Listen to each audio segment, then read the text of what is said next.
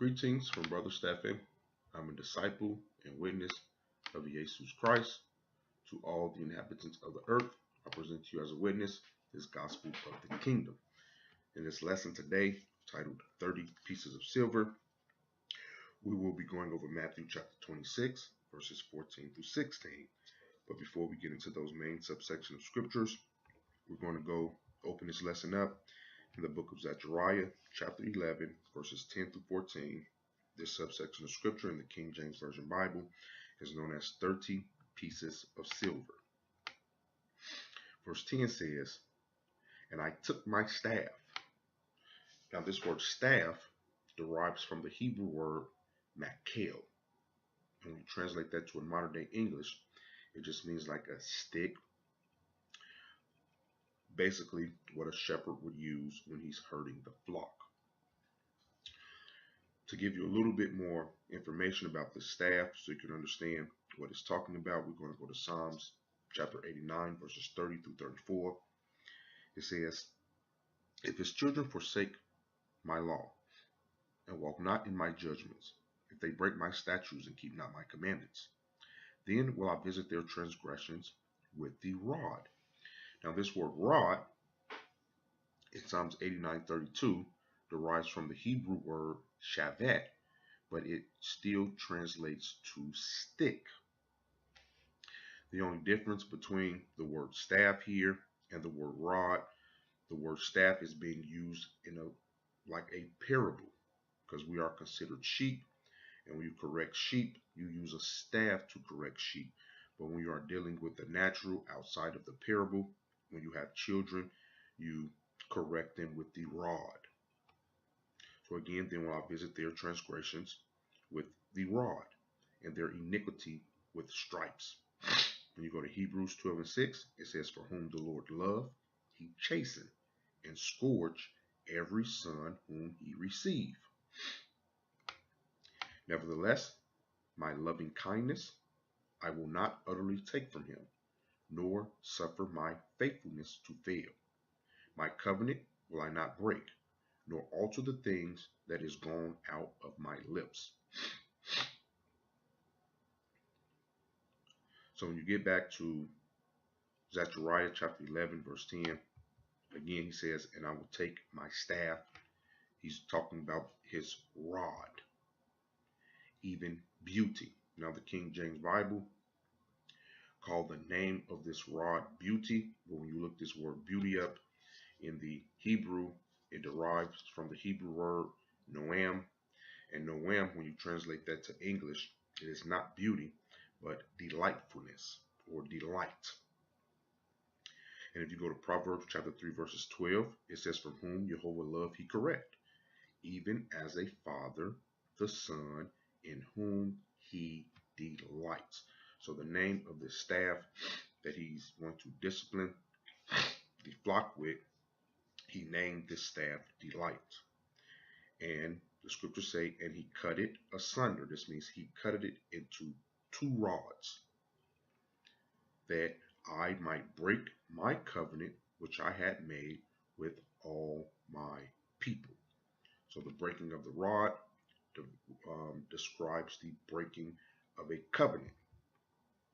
Now when you kind of go back to verse 34, it says, "My covenant I will not break, nor alter the things that is gone out of my lips."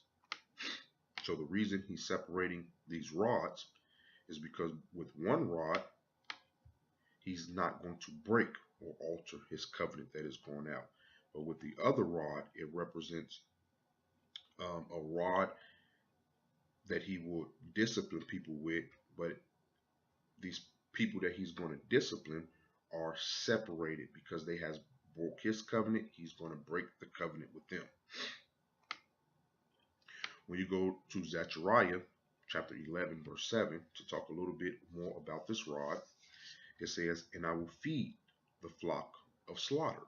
Now this flock of slaughter, we kind of talk about in the ninth part of the study titled "Recognizing Hypocrites," when we covered Matthew chapter 23, verses 29 through 36.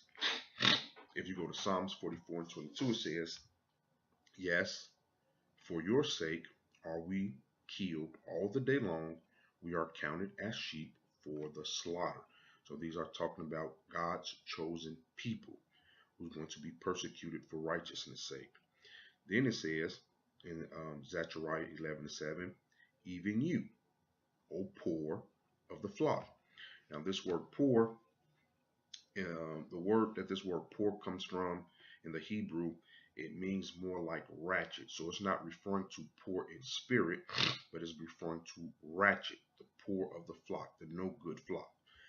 And to kind of confirm that with the scripture, if you go to Jeremiah 5:4, it says, therefore I said, surely these are poor, these are ratchet, they are foolish, for they know not the way of Jehovah, nor the judgments of their Elohim. So he's talking about two different kind of sheep. The sheep who know the voice of Jehovah and his judgments, and those that don't, that are ratchet. And those that know it are persecuted for it. They are counted as sheep for the slaughter. Now we're back at Zechariah 11:7 here. It says, and I will take unto me two staffs. Now this word staffs comes from the exact same word as this word staff do. It comes from the Hebrew word makel.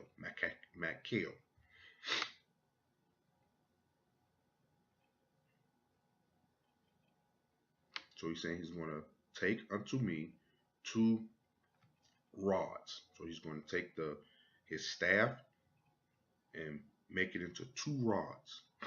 The one is called, again, delight, and the other one I call bands. Now this word bands derives from the Hebrew word havel, and when you translate that into a modern day English, it means spoiled. So again, you can see here he's talking about two different types of sheep, two different types of children, and he's going to discipline them in two different type of ways. One, he's going to discipline to his delight, and the other children, they are spoiled. And he says, and I feed the flock. In other words, two different methods of discipline. Verse 11 in Zechariah chapter 11 says, and it was broken in that day. And that day is always referring to the last days. The last days in scripture refers from the time Christ was born until the end of the world. And sometimes more specifically, the last days kind of refer to literally like the last couple years right before Christ returns. And again, and it was broken in that day. And so the poor, again, which is the ratchet of the flock that waited upon me, knew that it was the word of Jehovah. And I said unto them, if you think good, give me my price, and if not, forbear. So they weighed. This word weighed means like they came up with an amount, an agreement for my price. 30 pieces of silver. And Jehovah said unto me, cast it unto the potter. So he's saying, cast these 30 pieces of silver to the potter. Now, this potter, to understand who this potter is and what it's referring to, you kind of have to go back to that study in the days of Noah. This word potter here derives from the Hebrew word yetzar. And yetzar, when you translate that, it means the potter. So he's saying, cast the 30 pieces of silver to the pottered. And to understand who the pottered is, we're going to go over a few verses. If you go to Psalms 139 and 13, it says, for you have possessed. Now, this word possessed comes from the Hebrew word kanu, and it means you have created my ruins. This word ruins derives from the Hebrew word kilia, which is translated to the modern day words kidney. So it says, for you have created my kidneys. You have covered or thatched, which means you covered my innermost parts within my mother's womb. And we're going to go with a few scriptures so you can completely understand who the pottered is referring to. When you go to Isaiah chapter 44:24, it says, thus saith Jehovah, your Redeemer, and he that formed. This word form comes from the same word as this word potter, the Hebrew word yatsar. So in other words, thus saith Jehovah, your Redeemer, and he that pottered you from the womb. And then in Jeremiah chapter 1 and verse 5, it says, before I pottered you in the belly, I knew you. And before you came forth out of the womb, I sanctify you, and I ordain you a prophet unto the nations. Now, to understand who the scripture is referring to, the pottered and these people that are predestined, you have to go all the way back to Genesis chapter 4, verses 25 through 26. This subsection of scripture is known as Shath and Enos. And again, we go over this in the study titled The Days of Noah, when we cover Matthew chapter 24, verses 36 to 41. Verse 25 in Genesis 4 says, and Adam knew his wife again, and she bare a son, and called his name Sheth. For Elohim have appointed, and again, this word appointed means formed, a seed instead of Hebel, whom Cain slew. So when Christ keeps saying, I have formed thee from the womb, he's talking about all the descendants of Sheth, because he formed Sheth in the womb. And everybody who's a descendant of Sheth, because he formed Sheth in the womb, he's saying, I formed you in the womb. So before I pottered you in the belly, I knew you. Before he even put Sheth in the belly, he knew us. That's referring to all the descendants of Sheth. So this pottered here in Zechariah is talking about a descendant of Sheth. Then we get back to verse 13. It says, and Jehovah said unto me, cast it unto the pottered, a goodly price, that I was praised. Now this word praise just means appraised or valued at of them. And I took the 30 pieces of silver and cast them to the pottered in the house of Jehovah. Then I cut asunder mine other staff, even spoiled, that I might break the brotherhood between Judah and Israel. Now, to kind of understand this prophecy in the book of Zechariah, you kind of have to go back to the study of plot to kill Jesus. This is why I say all the time on this YouTube channel, it's always best to start at the very bottom of the video and work your way up to the top, because each lesson prepare you for the next lesson.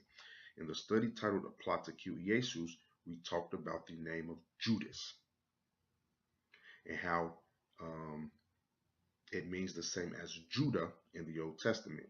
So this time we're kind of going to start from Judah and go to Judas. The name Judah in the King James Version Bible in the Old Testament derives from the Hebrew word Yehudah. This is the Hebrew word. The correct translation of Judah should be Yehudah, not Judah. Now, when you take this, the Hebrew word Yehudah, and you translate it into Greek, it is Eodas.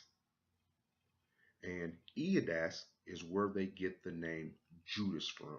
So in Zechariah 11 and 14, this word Judah is referring to Judas, that I might break the brotherhood between Judas and Israel. So now we get into our main subsection of scripture. This is Matthew chapter 26, verses 14 to 16. This is Eodias agrees to betray Jesus. Verse 14 says, then one of the 12, called Eodias Iscariot, went unto the chief priests And again, in Mark chapter 14, verses 10 through 11, this subsection of scriptures also in the King James Version Bible known as when Judas agrees to betray Jesus. It says, and Euodias Iscariot, one of the 12, went unto the chief priests to betray him unto them. And then they heard it, and they were glad, and promised to give him money. And he sought how he might conveniently betray Jesus. Verse 15 in Matthew, and said unto them, what will you give me? And I will deliver him unto you. And they covenanted, or weighed, agreed with him for 30 pieces of silver. And from that time, he sought opportunity to betray Jesus. And this concludes this gospel.